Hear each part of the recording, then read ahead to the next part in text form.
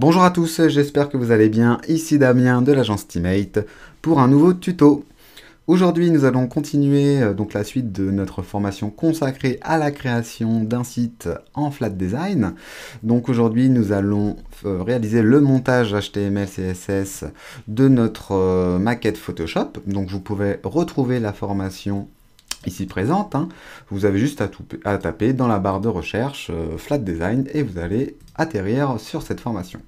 Donc, cette formation était consacrée à la création de la maquette sur Photoshop. Aujourd'hui, nous allons pouvoir la découper, la monter et puis du coup en faire un site one page. Donc nous allons apprendre beaucoup de choses en fait, hein, notamment à réaliser des petites animations comme ceci en jQuery, au rollover sur nos icônes des réseaux sociaux. Et puis, bien sûr, nous allons pouvoir scroller directement sur notre menu, vous voyez. On clique sur Service, on arrive directement sur l'encre concernée. Donc l'intérêt d'un site one page, c'est que l'intégralité du contenu du site se trouve sur la même page. Donc là, vous voyez que si je retourne sur Accueil, donc on revient bien en haut du site, et là, je vais vous demander de faire attention, en bas à droite, vous allez voir que dès qu'on va scroller un petit peu, un petit bouton va apparaître qui va nous permettre de remonter directement aussi en haut du site, vous voyez. Donc, on apprendra à installer tout ça, hein, un petit bouton automatique qui apparaît, à gérer son animation, etc.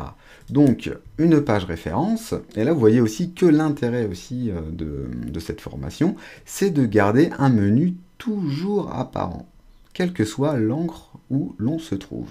Donc c'est vraiment l'intérêt de la formation aussi.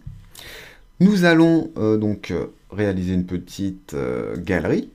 Alors avec une petite interaction, vous voyez, au rollover, hein, les images deviennent en couleur. Donc c'est une sorte de portfolio, hein, filtrable bien sûr. Hein. Donc ici, hein, à titre d'exemple, on a mis les mêmes images qui se répètent dans la galerie. Donc avec possibilité de tout afficher, de filtrer en fonction des catégories que l'on va insérer dans notre code. Et bien sûr, au clic, une lightbox qui va nous permettre d'afficher en grand notre image, notre référence, avec un petit bouton Next qui va pouvoir aussi nous permettre de naviguer dans notre galerie. Hein, vous voyez, précédent et suivant. En bas, précédent, suivant, voilà. En bas, nous avons donc un bouton pour fermer la galerie. Si on retourne tout en haut du site, on a exactement la même chose aussi sur les derniers projets, par exemple, ajoutés. Hein, si on clique sur voir le projet, on a une lightbox, donc c'est la même lightbox. Hein, donc là, vous voyez qu'on a donc 4 projets dans la page d'accueil. Donc on va créer un groupe de 4 qui va nous permettre tout simplement de pouvoir naviguer. Vous voyez, image 2 sur 4, image là maintenant 3 sur 4 et image 4 sur 4, voilà, qui nous permettent donc de naviguer très facilement entre les différentes galeries. Nous allons donc créer une page contact avec la création donc d'un formulaire, bien sûr, de contact. Hein, et là, vous voyez qu'au rollover sur les différents champs, la couleur change. Bien sûr, des infos complémentaires, un petit Google Maps aussi bien utile. Nous allons créer intégralement avec PHP un CAPTCHA, donc tout simplement qui permet d'éviter de recevoir des spams. Donc là, on peut même faire un petit test. Hein. Si on tape Teammate Damien,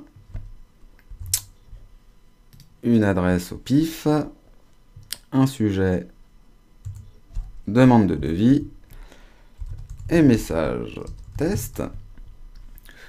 Donc on voit bien que si on recopie le CAPTCHA et qu'on clique sur envoyer, tout fonctionne correctement, votre message a bien été envoyé et vous allez le réceptionner dans votre boîte mail. Donc à l'inverse, si le CAPTCHA est mal renseigné,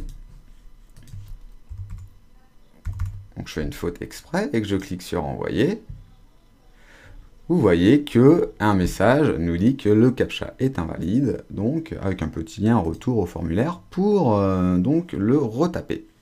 Nous verrons aussi dans un second temps comment rendre ce site responsive pour qu'il s'adapte à n'importe quel terminal, comme du téléphone, de la tablette.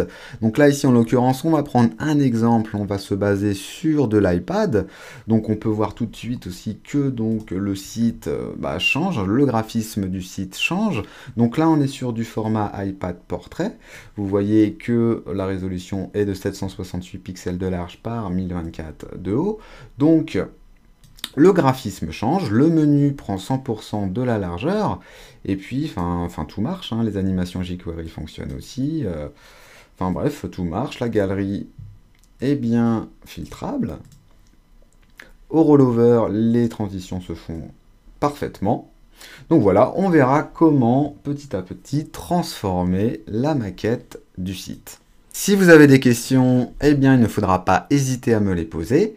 Je vous retrouve tout de suite pour commencer le tuto.